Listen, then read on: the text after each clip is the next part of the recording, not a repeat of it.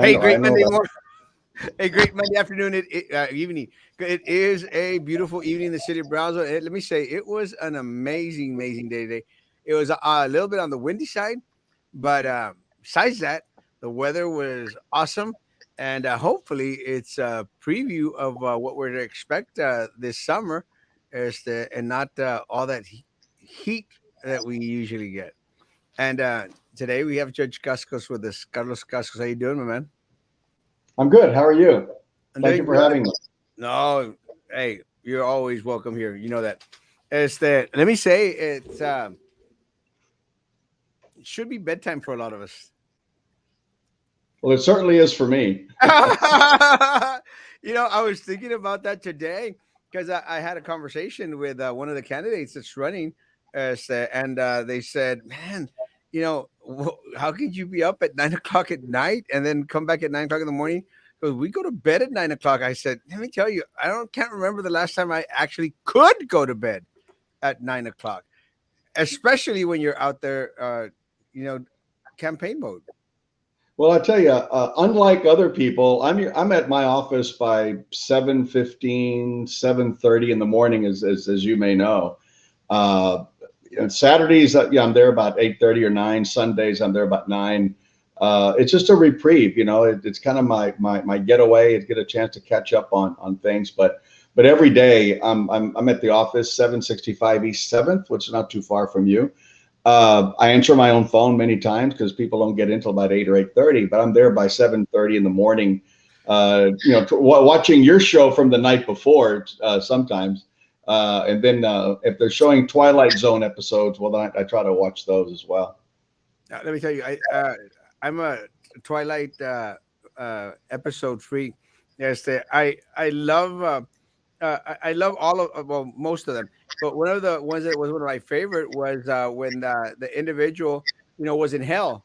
I don't know if you remember that, but for me it was amazing. He was in hell, and all it was he was in this room. I mean, there was no fire and brimstone and anything else, but he had to put up with a nagging individual all day long, and it was just like going like oh, I'm going like that's a little bit what my life looks like a lot of the times. I share your pain. Uh, uh, I uh, under, hey Sam, how are you doing today? Hey, how's it going, Judge? Let me I'm good. Well, see. thank you for reaching out to me this morning. I was on the road when you reached out. I'm way back from I believe from San Benito around that time. But thank you for reaching out. Sam does a lot of reaching out. He's a reacher. He's a reacher. He's a reacher. He reaches around everywhere he goes. Good evening, good evening, good evening. A royal mama. And how's it going? It's not going good, my man. Good to see you. Good evening, Mr. Cascos. You have to try skinny fish ceviche and also by Wingstop. Wow, amazing. Let me tell you, they are amazing. What I like about skinny fish ceviche is that you actually get to include a lot of the items that you most like. It's like you make up your own ceviche. It's an amazing local mom and pop business, and I'm hoping everyone and anyone out there that has an opportunity to go out there, please go frequent Skinny Fish Ceviche.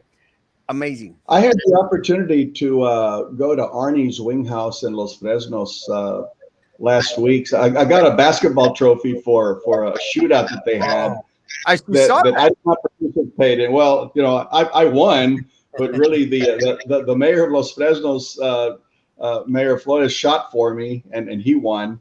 So for me, so I went to go pick up a basketball, autographed basketball, and their food at Arnie's is really really good. Amazing. Been there in years, but it's really really good. Good food. I encourage you. They just opened up a barbecue place here a block away from my house called the Oh, really? Bullpen. Yeah, it's very good also. But you got to get there because once they run out, they run out. So it's really, really a pretty good place. And your prices are very reasonable. And so I've eaten there once already. So the food's pretty good. So let's talk about the arena. If you're ready to kind of delve into that, I'm ready because I'm going to be speaking to Ray. I believe I'm going to be on his show on on Wednesday night at 8 o'clock. I'm waiting for Jimmy Kimmel to call me too, but he hasn't called yet. Not yet. But, but anyway, anytime y'all are ready to start, we kind of go over it. Sure. You know, first of all, this is the second time that I'm coming out, and I want to preface my commentary by something very, very simple. This is not, for me, this is neither a political issue or a partisan issue or a personal issue. This is strictly a financial issue for me. And as if you recall, I really kind of looked at it a week after early vote had started the first time, looked at the numbers. You know, numbers don't lie. People might, but numbers do not. And I went to the county budget, which I shared on Facebook, and that's on page 243 of the county budget. And that page is the county venue fund. And that county venue fund is what accounts for the monies that are coming in from these hotel occupancy taxes, these rental fees, etc. So if you go to that, there's 5 columns on there. One is showing the actual numbers that happened in 2020, and then the estimated numbers for 2021, and then the budget for 2022 that was adopted about 6 months ago, 7 months ago. So these are not our numbers. These are not my numbers. These are the numbers that the county auditor presented to the commissioner's court, and the commissioner's court adopted it. So if you look at that, if you look at what they're projecting as money coming in for the 2022 budget, it's about 2.8 million. And if that number, let's say, were $5 million, then I could say, you know what, they have enough to fund the 1/3 of the amortization of the $100 million bond. Now keep in mind that this $100 million bond issue is the largest bond issue, revenue bond issue that Cameron County has ever adopted. Okay, so this is a huge initiative. I'm gonna put my glasses on because I can't see. But anyway, if you go to that where it says venue tax and then vehicle rentals, it's about $2.8 million. But if you come further down, the expenditures are almost 1.7 million, but then there's also over $1 million of debt. So that debt of 1.2 million is to pay off the amphitheater, maybe the eco center at Laguna Vista. So if you come down, they still had to put in about $2,500 to balance that fund to pay for everything. So that came from another source. So that's where we're at. Okay, and so what the commission is telling everybody is that they expect to have 1/3 of this $100 million be paid for by these hotel occupancy taxes, rental fees. That's what they're telling us. So if that's what they're saying, that means that we would have to have a 42% increase in those funds just to pay for the 1/3 of the $100 million bond, exclusive of maintenance and operations, just to amortize $33 million. Those numbers don't make sense. So somebody posted on Facebook today, yeah, it's going to create hundreds and hundreds of jobs. You know, it may create a lot of jobs that are contractual jobs, you know, for the construction of it. But after that, it's really the jobs created are going to be minimal at best. Now, this budget that they have does not include M&O for this particular endeavor. Now, I know they're going to say, well, we're not including this in here. I understand that. But just because you say people are going to come doesn't mean that's going to happen. Now, I think the issue, people say, well, we need to have something like Hidalgo County and stuff like that. You know what? We need to quit comparing ourselves to Hidalgo County. Hidalgo County has got twice the population that we do. They have a lot of large cities that we do not. They're a much wealthier county than we are. So let's kind of find our own identity, our own niche, whether it's SpaceX, the island, the port, the airport. Let's find our own, okay? So the Paint Arena seats 6,800 people. The Ogden Arena sits a little over 7,600 people. They're talking about a 10,000 seat facility. I just don't believe that we can continuously house that many people on a regular basis. Think about it, 10,000 people. The arenas in Hidalgo County are struggling. So all I'm suggesting to everyone, and they can look at the numbers, they can do their own math. But I heard say, well, if we build it, they will come. I'm sorry, but we do not have the demographics to sustain that type of convention center arena. Look, I was in San Benito today, and they're doing a much smaller version, but they're doing on 115 acres of land. But that money is private development. The city risks nothing. All they're giving up is some ad valorem taxes, to build on farmland. But if this is such a great project, go out and get entrepreneurs. Go and get private money. Go and get capitalism. Go get private investment. But don't burden us. Now, I know what they are saying about we're not going to raise property taxes. That a current, and Erasmo, hopefully you and I will be sitting on the commission in a few months. But a current commission cannot control what a future commission does.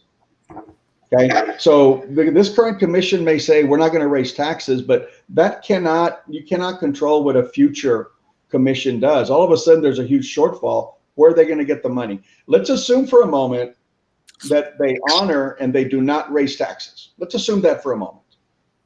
Well, then where can the money possibly come from? They're either going to raise bridge tolls or they're going to raise park fees. So,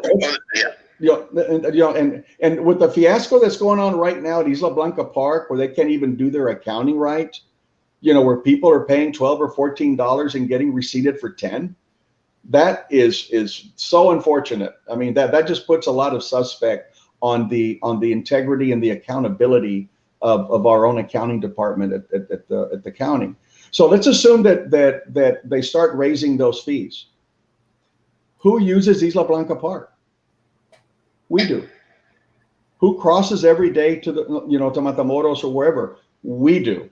We don't have 10, 15,000 tourists coming in going to Isla Blanca Park, or even if they're going to go to Mexico, they're going to go to Progreso.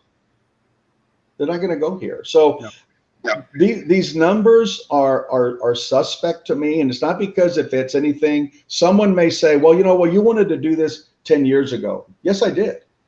But my position was I wanted to bring every single community into this venture as a partner. Whether it's Los Indios signed on to it, they were going to do, a small percentage. San Benito signed on. The only two entities that did not sign on was the island and Harlingen.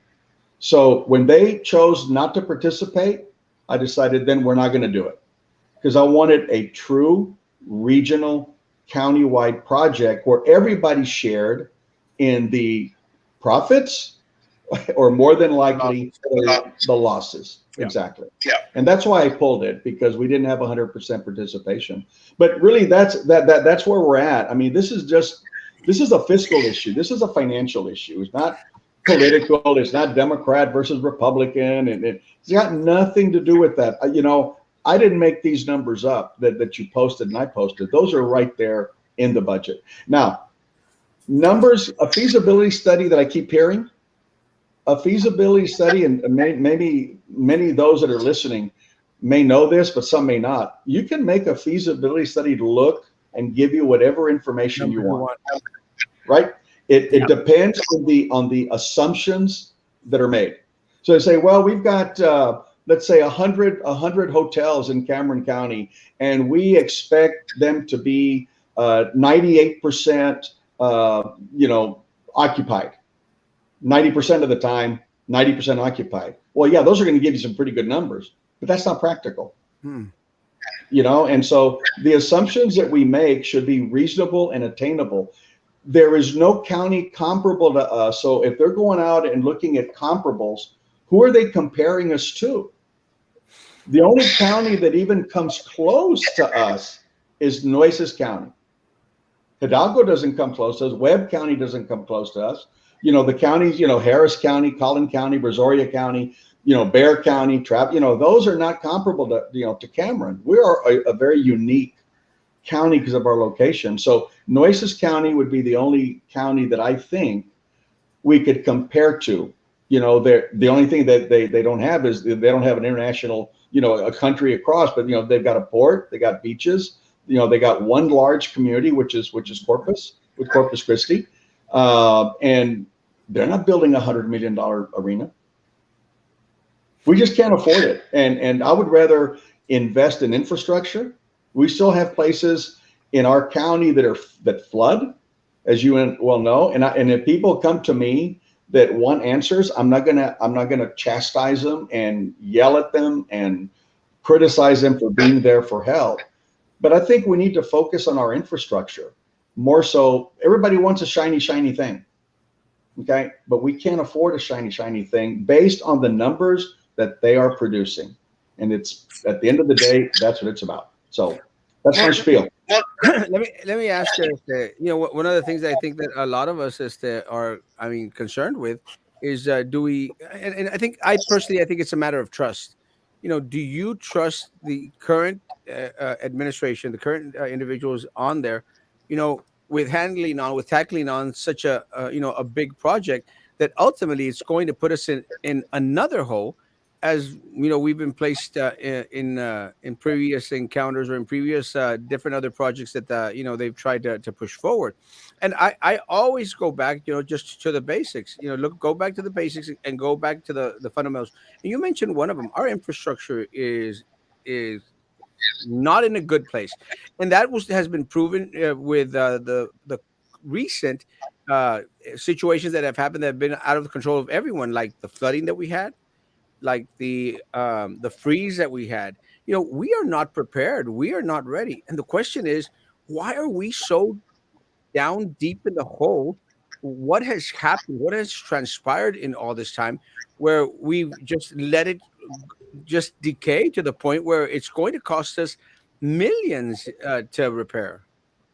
I, I cannot answer as to the whys, other than speculate that, some members of the commission are just not taking care of business. They're not, being on the commission is not a priority. And when you run for office, that is your priority. You have to be, at the office every day, returning calls, talking to people, visiting with people, not just big donors. So that is part of the issue, and that's part of the problem that I have seen, that we are not taking care of our entity.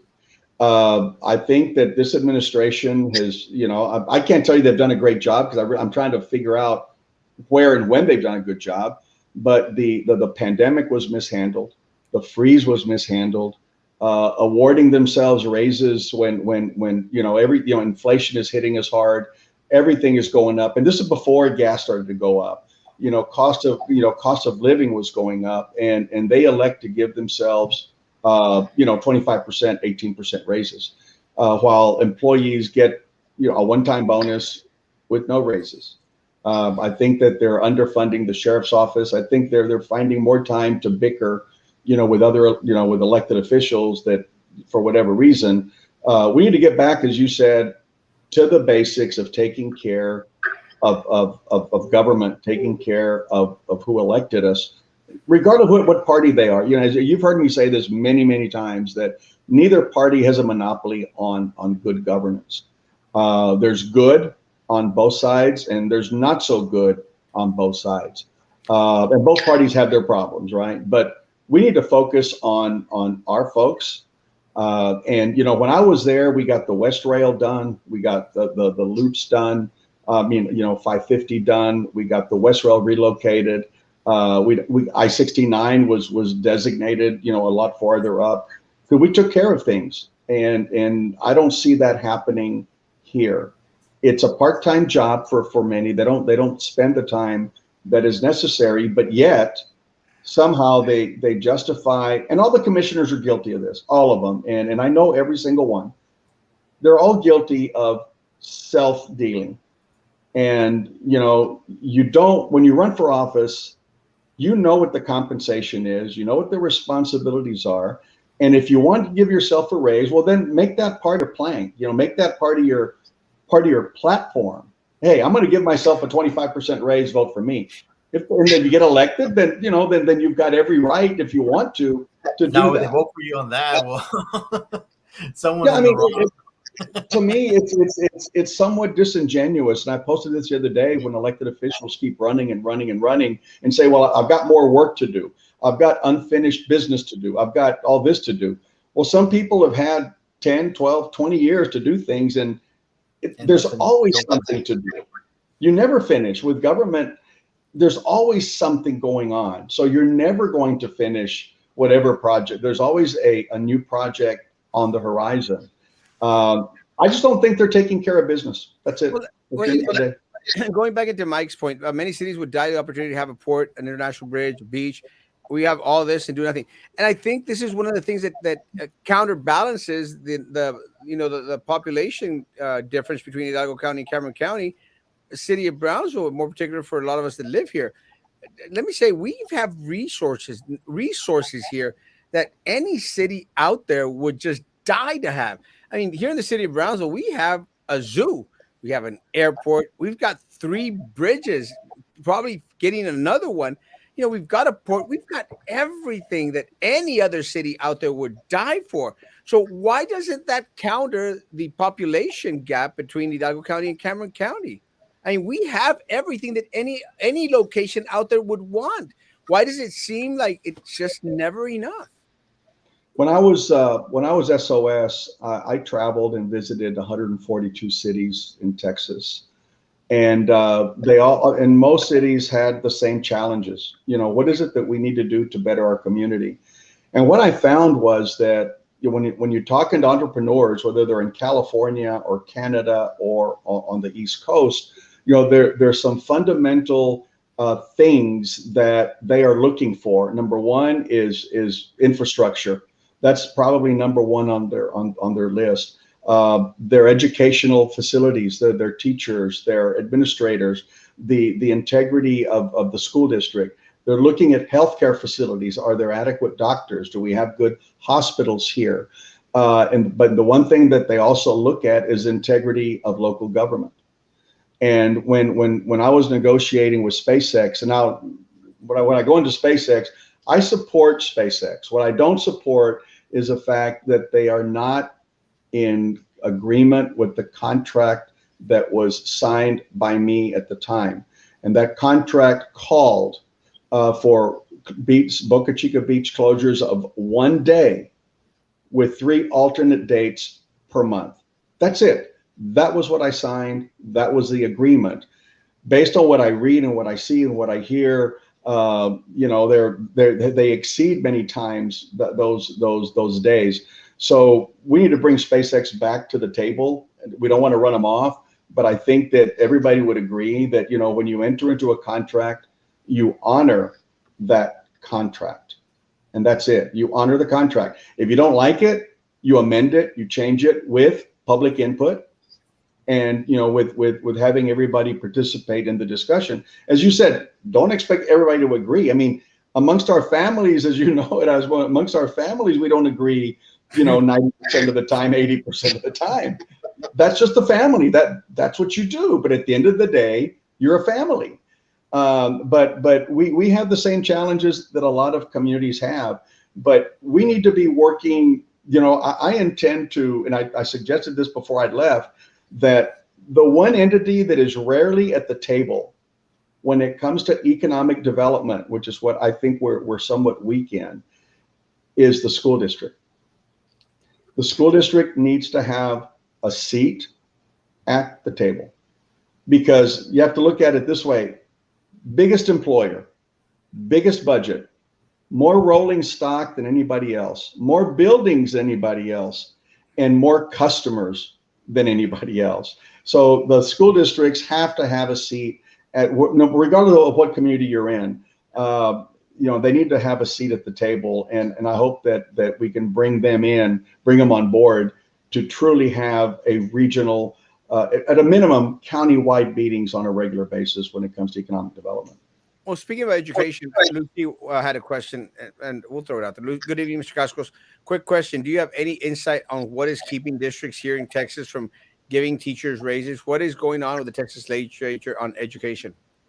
It's I don't have an answer for that, but I can tell you this: that I think it's very unfortunate that teachers and veterans are always used as pawns when it comes to politics. And I think that one of there's an amendment on May 7th to increase the homestead exemption to 40,000, I believe, for everyone. Well, yeah, and that's great, but it doesn't do anything to help businesses. So my recommendation to the leadership has been, you know what? It's easy to make decisions about lowering property taxes when it doesn't impact the state of Texas, because the state of Texas does not collect property taxes. Why don't you lower the sales tax rate? That helps everyone. Lower it by 2 points. And so the elimination of property taxes is not feasible. I don't see it happening. But I can't answer as to why they don't. Every budget stands on its own merit. But veterans are the same thing. Why not give veterans an exemption of 100% on their homestead on all property taxes? We talk veterans, we name buildings and bridges and streets and roads and stuff, but that really doesn't help them a whole lot when they come back and it's hard for them to get a job. That's what I would suggest: exempting all veterans and their surviving spouses from any homestead from any homestead taxes, ad valorem taxes. One of the issues that I've seen regularly is when a lot of individuals that are in these positions, elected positions, they'll come out and they'll say, "Hey, we're going to lower your taxes," and everyone like actually falls for that kind of stuff. People go like, "Oh, they said we're lowering our taxes," and they actually do. They go down like one and a quarter, two and a quarters, but it does no good when your property values are going up $20,000, $100,000 a year. You're still paying more. You cannot begin to imagine how many calls I got, how many messages I got this last time, last year when they came out and stated that we lowered your taxes, and everyone's going like, I'm paying $2,000-$3,000 more a year. Isn't this just one of those election time ploys that a lot of politicians use? I see it all the time, and the downside is that the way it's written, anybody can run for any office as long as they're not a convicted felon, they're over 21, they're U.S. citizens, and there's no litmus test for it. The only positions that have requirements are if you're running for a judicial position, county court at law, district judge, whatever it is. But everything else, at some time back, we had a congressman that had a GED, and he was a congressman. We have people sitting on school boards, the largest budgets in every community, the biggest employer, and with people that they're great people. They want to serve, but they have no business acumen. And with all these entities, you've got to have a business background of some sort. Everything runs on business. And I know that school, they want to run for the kids. We want to do everything for the kids. Well, you really can't do anything for the kids if you don't have your financial house in order. It's very, very difficult. So, I see that everywhere I go with all the audits that I do. There's some school districts in our county that are great school districts, good people. And I think, Brownsville many times has had some moments of greatness and other moments of disappointment. But overall, I think everybody means well. But if we get back to the county is commission, and I'm disappointed in at least one of them that I've known for a long time that has stayed quiet, just kind of just rolling along with the punches, and I don't understand that. Yeah, going back to the county, because they say that the tax is not going to increase or anything like that. But let's say this were to pass, and they put an arena there, and they have those $500,000 houses there. Don't you think that the I guess everybody's gonna get a hit of everybody's, I guess, house value or home value going to go up, and they're not gonna. It's gonna. I guess they're not seeing that in the I guess future. Correct? 'Cause Well, that's what? the effect of it, isn't Yeah, it?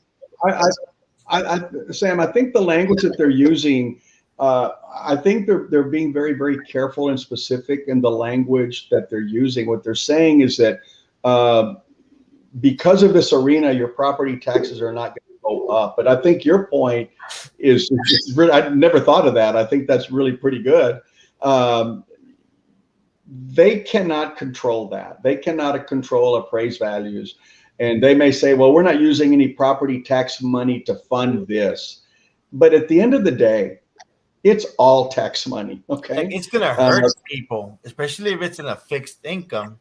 Where because right across from there you have the Roberta Road, correct? Where it's not yes. I guess infrastructure as much as across what it's going to be. And some people are already like on a fixed income to where if it goes above a certain threshold, or they're gonna be pushed to a certain, I guess, options of doing what they're gonna do with their land. Uh, Yeah. but going back because they had said like, well, if we get more sales taxes, maybe the property tax is gonna go down. Is there any truth to that? No. No. Because I know that No. was one of First the, of, first of or all, maybe I first of all, misunderstood it, but that was like I guess like they wanted to bring people, but I've never understood because I know many people from Cameron County are willing to travel to McAllen, but I can't picture people from McAllen or Corpus coming all the way down here for a concert down here. no, and they're not. And plus, these folks that are going to concerts are not going every week. Yeah, They're not going, twice a month.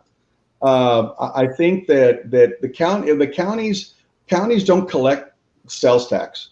Cities do. Okay. yeah, So what they do collect is on this hotel and rental fees and all that, and that's all fine. But based on the numbers that I'm looking at, everything they're collecting right now, based on everything that's happening, is already committed. It's already committed. So if they go out and this passes, which it could very well, and I'm not going to go off and hibernate if it does. If it does, it does. But I think people are going to see that in the future, 3, 4, 5 years down the road, it's going to have an impact. And everybody that voted on this thing today, everybody that sits on the commission today, probably ain't going to be around in 5 or 10 years. But I think it's important to note that I just want to see a this feasibility study that nobody has seen. yeah. Have you Because seen some of it? them are coming out this November, ain't it? I haven't seen any So, feasibility study, and if I do, I want to look at what are the assumptions that are being made. What is it that you're expecting? And like I said earlier, if the budget that they had here, they were budgeting $5 million in these venue taxes and only spending 3. Okay, that means that you've got $2 million in excess that's going into this fund balance. That $2 million will pay for the amortization of $33 million of that 100 million. But the other thing is, where's the other 67 million going to come from? Well, we're going to get sponsors. We're going to get, I would think that you'd want to have those things lined up. yeah, firsthand. Yeah, you have these commitments lined up with whatever. You got them lined up and say, look, if this passes, then you're on the hook. If it doesn't pass it, you're not on the hook. It's that simple. But right now, there's no guarantees. They were talking about, we're going to go and apply for grants. These grants are very competitive, and there's no guarantee that we're going to pick up 30 or 40 million dollars in grants. There's just too much lack of information. I was in San Benito at an event yesterday, Sunday for a luncheon, and some of the folks that were there I did not know, and they didn't know was going back on the ballot. And the last time it went on, they didn't know till about a week before. Some didn't even know till they went to go vote. So there was no information. So now I'm seeing 4x8s on the freeway, on the property where they've already anticipating that's where this thing is going. There's already 4x8 signs up there. Vote yes. So Yeah. somebody's pushing that. No one is going to spend any money to, I'm going to do whatever I can, through Facebook and Twitter and stuff. But I can't do it alone. No. And if people want it, so be it. Then they want it. The voters prevail. But I'm afraid that if it fails again, they're going to bring it back every time. Yeah, they only see like the arena and the parties, but they don't see like the effects of it, like the effects surrounding it. Well, one of my I'm just wondering if it's also going to be a shelter with generator power. well one of my concerns. Well, two concerns, and I'm glad you mentioned power. One of the concerns that I have is, again, going back into the infrastructure and trying to tie both these together.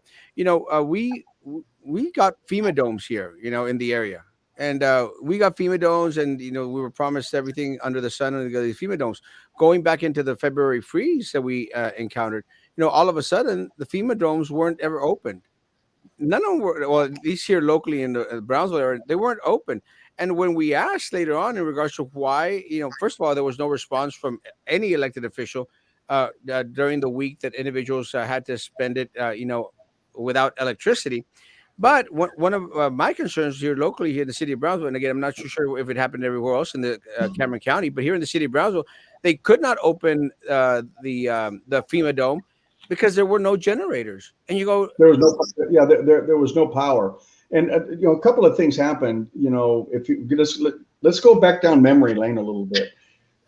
We knew, okay, because it was being advertised that this cold coming down was going to be a really, really bad cold. It wasn't like we didn't know. We knew days ahead of time.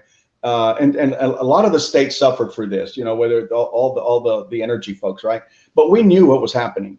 The disaster declaration should have been called on Monday, and it wasn't called until Wednesday.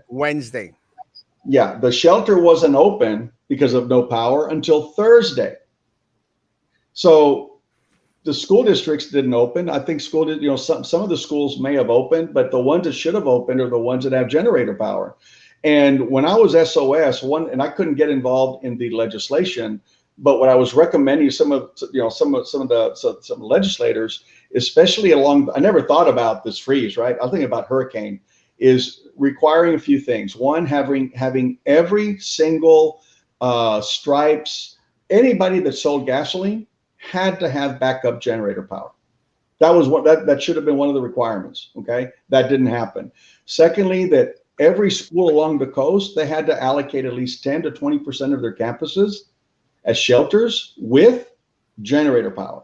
Okay, because like I said earlier, the schools are the ones that have more buildings than anybody else, and these buildings are built pretty solid. Yes, and that's the natural shelter to go, but. But if you don't have generator power and there's no power, you can't stick 300 or 400 people there, by candlelight. It just doesn't work. Well, but we were flat-footed. There's no doubt. It's poorly. I'm just glad that we did not have a hurricane during the worst time of the pandemic, because we would have been in a world of hurt. We had people waiting in line just to get a simple voucher, aside from the special vouchers that these guys got, right? But they were waiting in line for 6 to 8 hours with no bathroom facilities, no water stations, knowing after the second or third day that you had people waiting there, from 2 a.m. till night, till 9, waiting to get a voucher. People that were driving to, I think you probably did, drove outside of the valley because it was quicker to get, vaccinated, in Hidalgo County or in Laredo, San Antonio, than it was to get your vaccination in the valley. Total missteps on the pandemic. Horrible. Total missteps. I spent a couple of hours in Edinburgh to get my vaccine. A couple of hours, and you mentioned how Hidalgo County has greater population than Cameron County, and I still 2 hours, and I had my second vaccine, which really was my first Pfizer. But let me say, in regards to the voucher, es una vergüenza, ¿no? Es una vergüenza de que individuals literally had to wait in their vehicles without all those facilities, without water, without anything, for 8 to 9 hours to pick up a voucher. This is not to get vaccinated, to pick up a voucher and then come back the day assigned for another 8 hours in order to get the vaccine.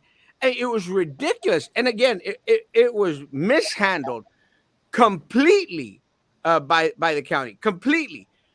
To make things worse was something that you mentioned, and then to come to find out that the commissioners, the county judge, they had their selected vouchers out there. They had their family members, their politicos, they're the individuals that are the elitists in here.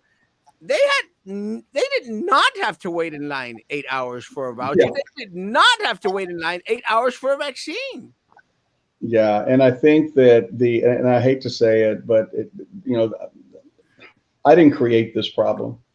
But when we were in the midst of the pandemic, there was, I think you mentioned it the other day, uh, a lot of people. I know of a lot of, well, not a lot. I know several people that had to cancel a lot of events. 16-year-old parties, quinceañeras, a few weddings, etc., because they were limited to the 10 people rule. Right, you could not have more than 10 people.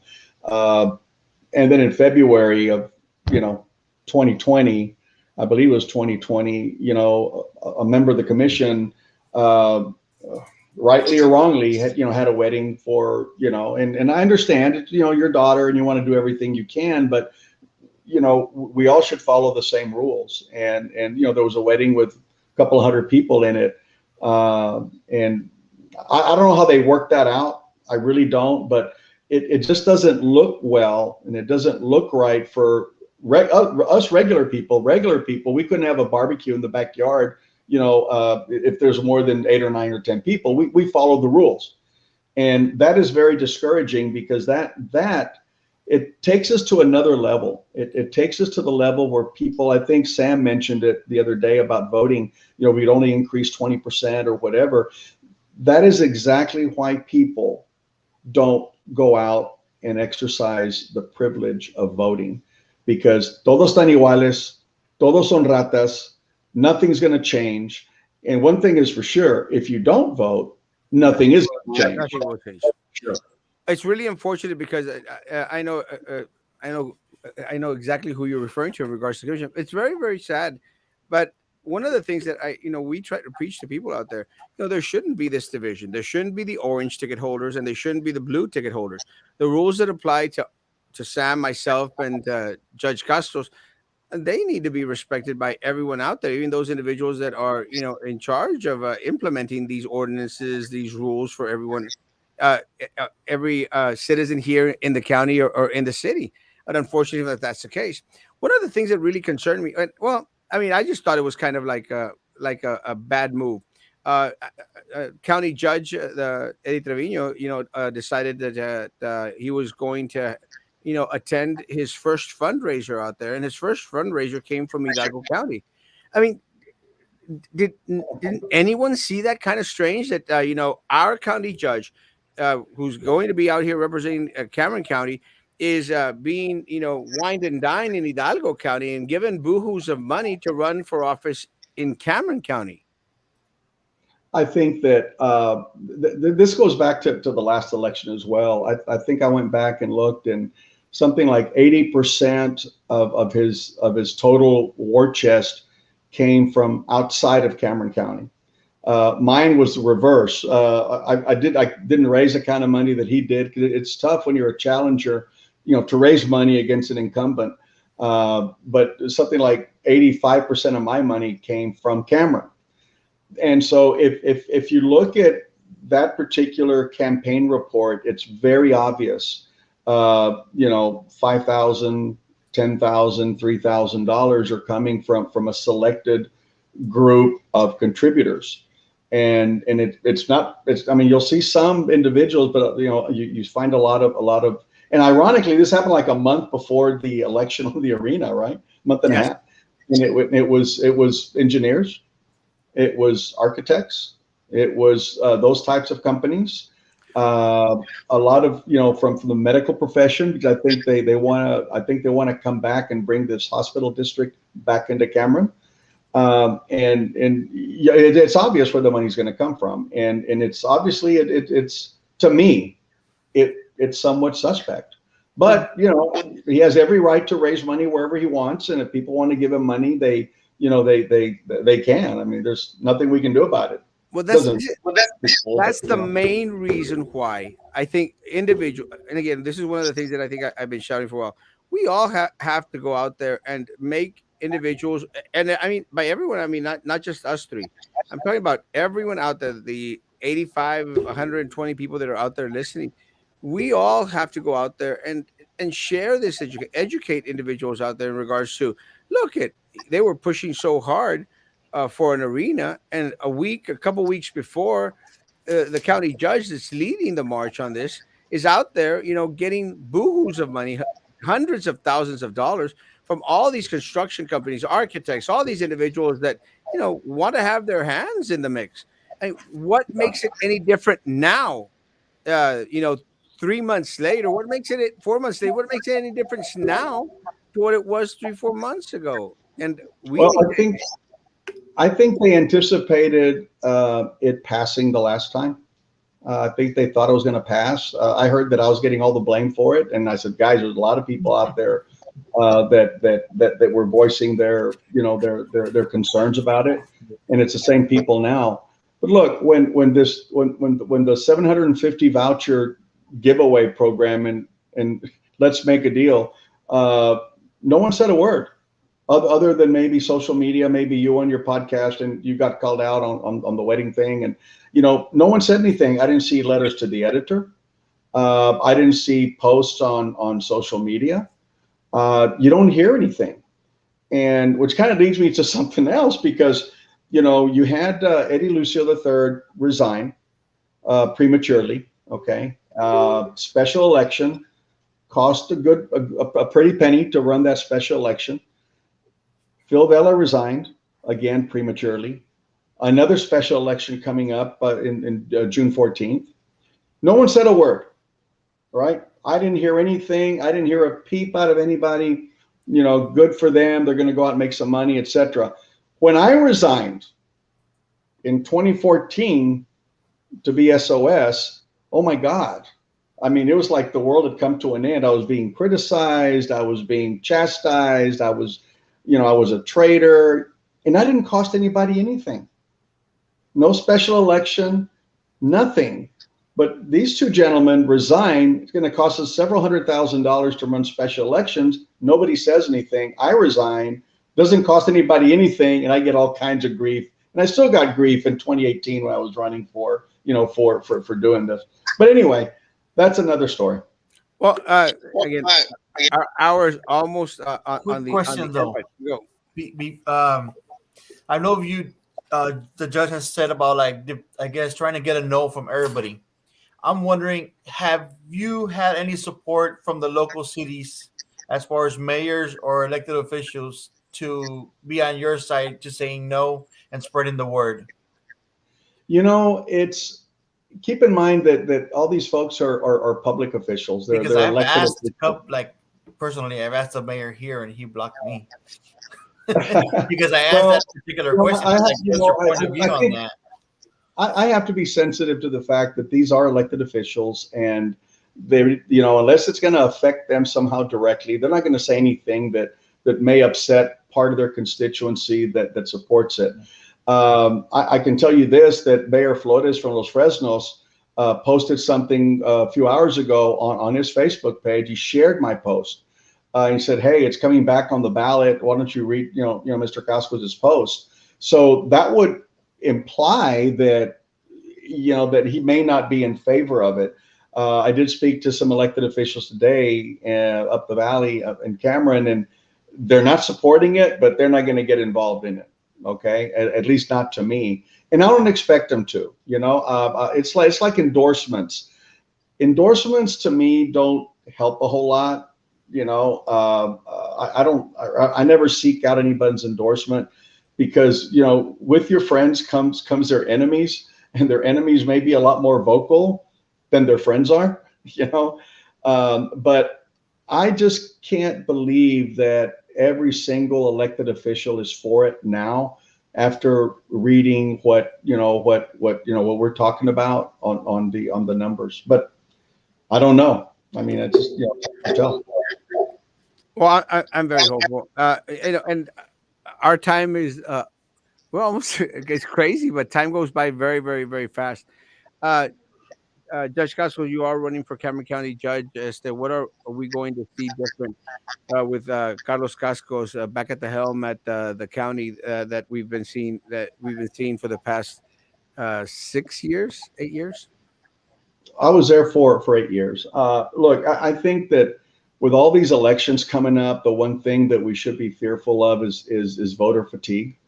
And so, we've got runoffs, we got elections. We just went through a primary. We have an election May 7th. We have runoffs May 24th. We have another election June 14th, a special election. There may be runoffs in that one too. So we're looking into maybe August elections and then the November one. So I just want people to not tire of it. You need to have faith in our system. But if you don't vote, you got no reason to be complaining and writing on Facebook and complaining if you don't vote. Yeah. You've got to vote. So, I just encourage people, go off and I'm open to everybody. They can call me, they can message me. I return calls, I return messages. And like you said, I may not like what you may not like what I say, but at least I'm gonna return those calls. Sam, do you have any questions, Sam? Um, Not as of right now. Well, let me say, I'm very glad. One of the things that I think that we've shared regularly is, it's always good to have individuals come out and be willing to take some questions. I think I know a lot of questions didn't come in because I think most people were wanting to get some information and listen. And I appreciate everyone out there that with the great comments. Let me say, uh, I'm looking forward to November. I'm looking forward to November, and I don't say this just because of my race. I'm looking forward to November because I really truly believe that a lot of folks here locally are tired and want something that's different. I think that we've seen how the county has started to fall in decay. I think every single time that I cross the bridge, and I cross the bridge quite regularly, I have conversations with individuals out there at the bridge, and they're tired. Employees are tired that they're getting placed at the end of the line when it comes to raises, while these elected officials, are going out there giving themselves very hefty, very very powerful raises. And I think a lot of folks inside the county are tired that every single time that we have a natural disaster come about, again we suffer and we go through it. I think it's just our responsibility to keep on reminding people that we deserve a lot better than what we've been given, what's being dished out to us our way. Uh, Again, thank you, Carlos Cascos, for coming on, and thank you so much for sharing your insight and your knowledge in regards to the numbers. I think that post did a lot of good today, and we're hoping to continue to share more posts that you'll be sharing throughout this campaign season. Anything other before we close shop today? No, thank you very much. And whenever I know you say I have an open invitation, but when I'm asked, I show up and I will participate. Obviously, I don't want to be on your show every single day because I think people get tired of me. But anytime something comes up, yeah, I'd like to share it with y'all. Oh, we appreciate your time. And again, one of the things that I think a lot of people, I mean, don't realize it. Running for office isn't easy. It does take up a lot of your time. Besides, and one of the things that you mentioned is so very true. We don't get those hefty architect construction companies. Hey, make sure that you're looking out for me when you start through these projects. We don't have those people knocking at our doors saying, "Hey, we're interested in going your way." So it's that. Thank you so much for taking your time and Absolutely. uh, saludos a Zacarías. Gracias. No. Nomás a Zacarías. Good luck, sir. It's time for change. It is time for change. Thank Man, y'all. Thanks so much. guys, have a great Yes, evening. Social Thank distance, you. face covering, hand sanitizer. Still believe in all that. I'm done. Tomorrow morning, 9 o'clock in the morning, we will be here. Guys, be good to each other and continue to be good to me. God bless. But